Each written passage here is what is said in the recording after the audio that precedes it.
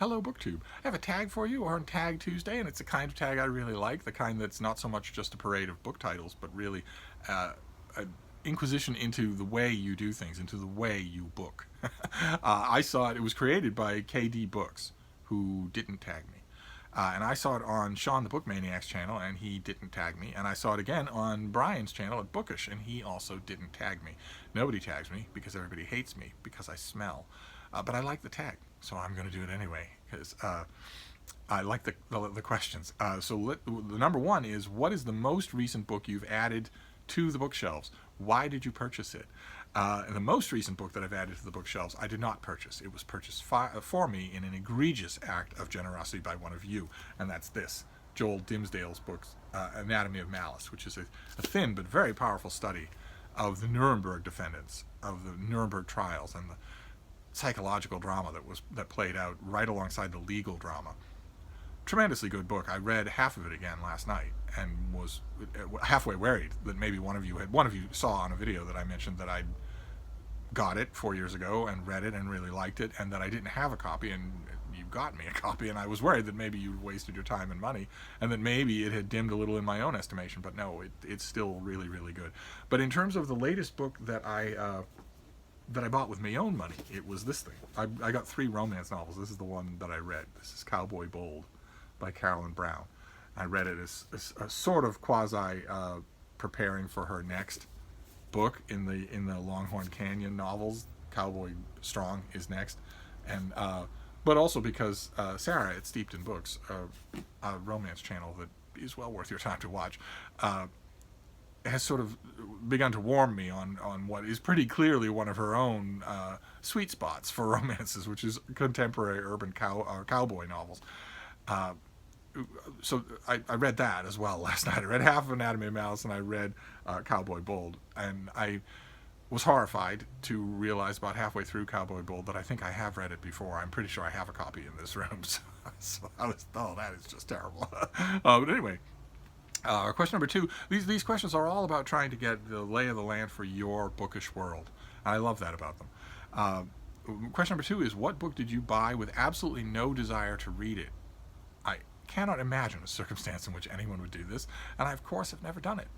So I don't understand. Every once in a while in a tag there'll be a question that I simply don't understand at all, and this is one of them. So we'll just move right on to question number 3. What is the most awkwardest shape or size of a book you own? And this, I would have had an easy answer to this. There was, maybe one of you can help me. I think there was a book years ago, 20 years ago, something like that, called Tilt. I think it was called Tilt. It was a history of the Leaning Tower of Pisa, and it was cut differently. It was cut so that it leaned on your shelf. And I read it, and I remember before I started it, I thought, okay, what is the different physical shape of this book going to do to your reading experience?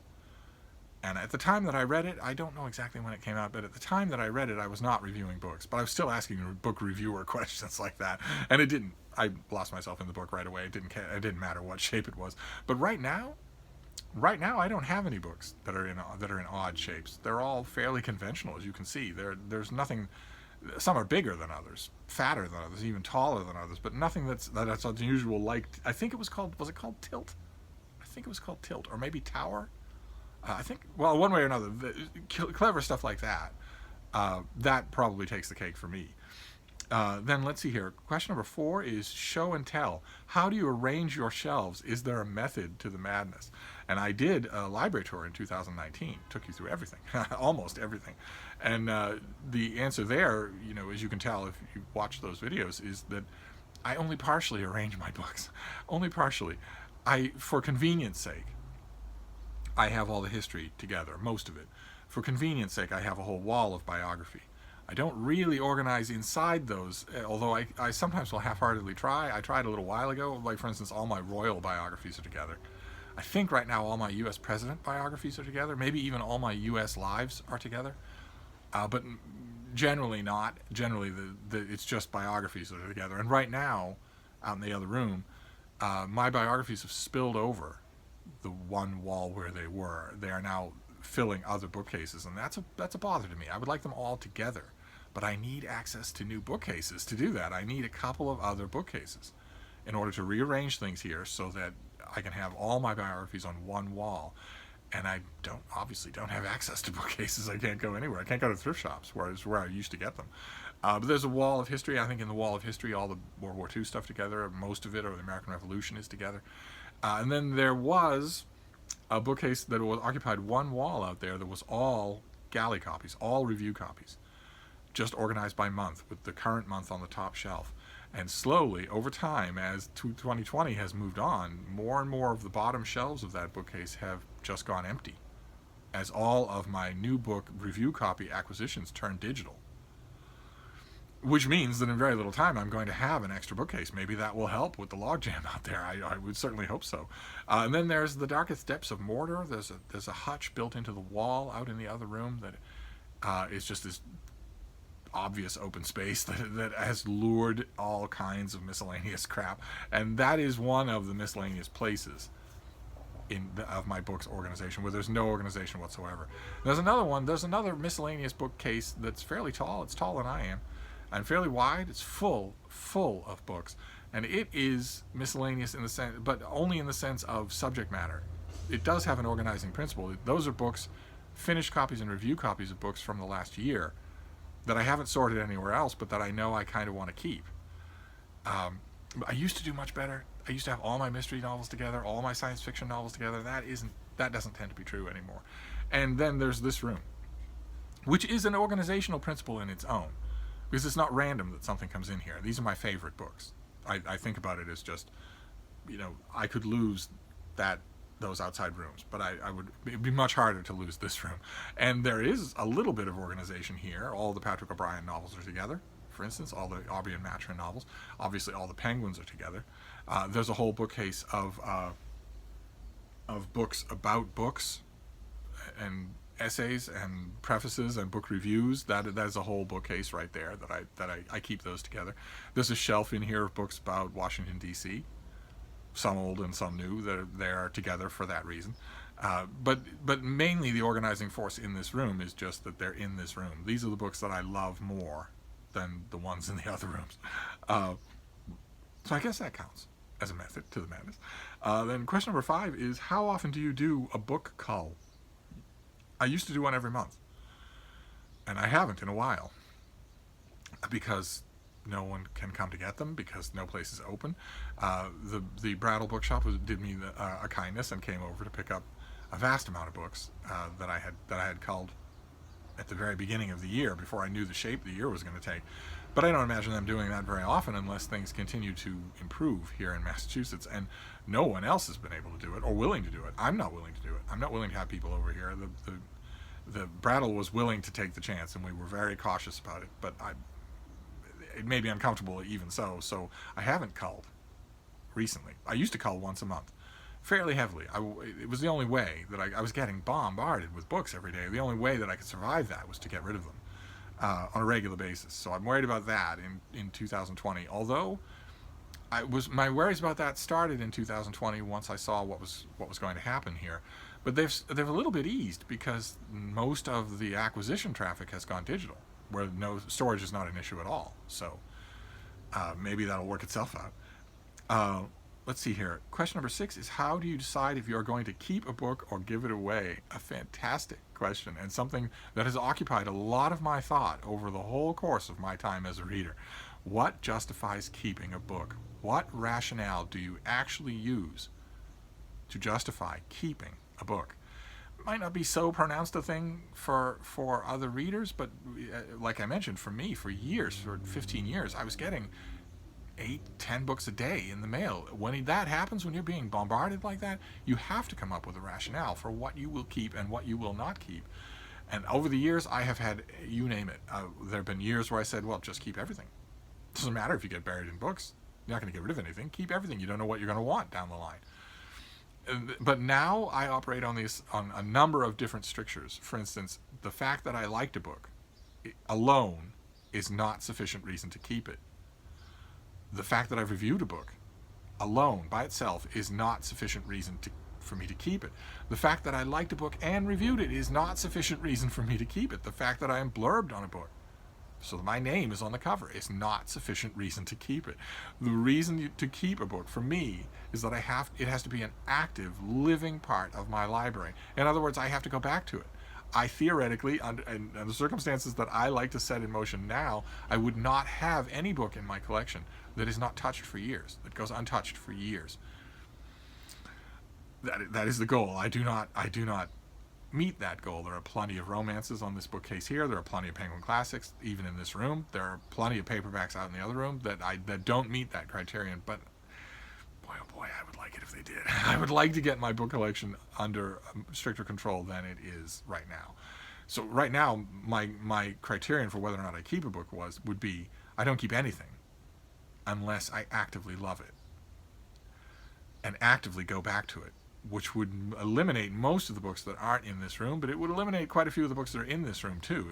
It would reduce my book collection from 4,000 or so, something like that, to 400 or so. And that's what I ought to do. I really ought to embrace my inner Marie Kondo and do that, because that is the collection that I actually use. It's just the thing that stops me is that I've had, like so many of you, I'm sure, I've had so many cases where I suddenly have a yen to read a book that I know I've owned, and I look around and I see, no, you got rid of it. And that causes that kind of, it causes a bunch of regret, and it makes me hesitant to get rid of things. See, the question threw me into turmoil. Let's just move on to question number 7.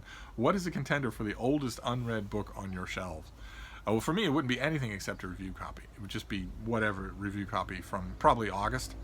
Probably a review copy in August, something that I got last October.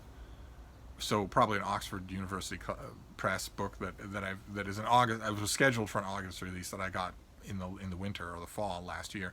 I wouldn't know what it would be because there'd be a number of them. I wouldn't know the exact date of when I got one of them. But that's, for me, that's what it would be. It would be a review copy that's so far down the line that it wouldn't do me any good to read it. Now I'm going to read it much closer to the publication date, rather than anything older. The only older books I have, as some of you pointed out with my library tour last year, a lot of you pointed out in emails, because I leave my email on every email. Feel free to email me. Feel free to Voxer me as well. I'm on Voxer, and I love it. At st.donoghue, no period, just St. Donoghue. Just look for a muscular teenager, and feel free to drop me a Voxer message. Maybe I should put that in my information on every video. But one way or another, I leave my email on every video, and quite a few of you during our library tour last year emailed a variation of the same thing. You're saying, boy, okay, I'm hearing I love this book. I'm hearing I don't know why I have this book. I'm hearing, oh boy, I'm glad I have this whole set or this edition of a book. But I noticed one thing I'm not hearing in this library tour is I haven't read this yet. A number of people pointed that out, and that is true. That is absolutely true. Good solid 95% of the books I have read. I tend not to keep, aside from review copies, I tend not to keep a lot of books that I haven't read. One of the exceptions would be this romance bookcase here, which is crammed with these old Signet Regency romances. I've read quite a few of them, but there are quite a few of them I haven't read either. So there are exceptions, but mostly there aren't any old unread books on my shelves, except work-related. Let's see here. Question number 8 is, what book have you read and is currently on your shelves that you would struggle to give a summary on what actually happened in it? Go on, give it a go. And probably no surprise that the author is Thomas Pynchon, and the novel is Against the Day, which I'm still not really sure what happens in that novel. It's about balloons. It's about math, but it wouldn't be alone. I mean, for instance, The Terror by Dan Simmons. I'm not 100% sure what's going on, especially at the climax of that book. Not in any good way. I'm pretty sure that in both cases, the reason I'm not sure of what's going on is because the author wasn't completely sure of what's going on. But even in a case where I am now willing to cede the author complete control of the work, like for instance Jerusalem by Alan Moore, even in cases like that, there are it's almost always works of fiction, but there'll be a book where I'm not quite sure I get what's going on. Jerusalem's another perfect example where I'm not 100% sure what the author is doing in that book. Let's see here. Question number 9 is, some books are to be cherished. Which books would you never throw away or give away? Quite a few of the books in this room. quite a few of them here. These are the books that I would like to keep. This is about the size that my library has been, regardless of the size. When I've lived, for instance, over the years, I have sometimes lived in a single room, where all the rest of the space was common space to other roommates. That isn't, thank God, true now. It hasn't been true in a long time. But I have had, like anybody, I've had plenty of instances where that was true, and where this was all the space I had. And it's usually about this number of books crammed into one little space. So there are quite a few. Like, for instance, the Penguin Classics there are my favorite books, and there are quite a few of those that I would not give away. Although even on the Penguin Classic wall, all the shelves that you see there with those long white lines, all of those shelves are double stacked. Probably with quite a few books that I would get rid of. That's kind of going to be the point of that of this tour through my Penguin Classic wall. But there are quite a few. It's not which book. It's quite a few. There are hundreds that I wouldn't give away. Then question number 10 is, don't throw those books away. The ones that you might not keep. Don't throw them away. Out of the ones you've discussed, choose one to actually send to someone close to you, or arrange to send it to another booktuber. Why have you chosen this book for them? Well, I in the good old days, before 2020, I did that on a routine basis. I would show hundreds and hundreds of books in any given week on this channel. And I left my email, and I would tell people, even before I left my email, I would tell people, if you see something here that you desperately want, something that is much more up your alley than mine, then let me know and I'll mail it to you. And I remember in those early years, back in 2016 and early 2017, I remember how many people I heard from who said, this has got to be some sort of joke, right? You're not actually going to mail things to strangers at your own expense. That's not how BookTube is supposed. That's not how YouTube is supposed to work. I heard that from a number of people saying this is a catch here somewhere, right? But no, there wasn't any catch. I just love to do it. And the thing that determined was I try never to impose a gift on someone that I think they will like. I have been the recipient of that way too many times. Almost never true. I'm perfectly happy to make recommendations where somebody says, this is the kind of book that I'm looking for right now. This is what I'm in the mood for right now. You've read a lot more books than I have. Do you know of anything that will fit this mood right now? I love doing that. I take a great deal of stock in making sure that those recommendations don't go wrong. That a person doesn't read it and say, that's death to me. Absolute death to me. I'm very happy that most of the time when I make recommendations like that, they hit the mark. But that tends to be all I do. Usually I won't do what so many people have done to me over the years, and in addition to recommending the book, give it to someone. Because that puts an extra weight on it, an extra onus of obligation. I don't like that at all. I don't like to do that at all. When it comes to actually giving people books, I much prefer, in the good old days when I was going to the post office every day, I much prefer to have people tell me what they want, and I'll mail it to them.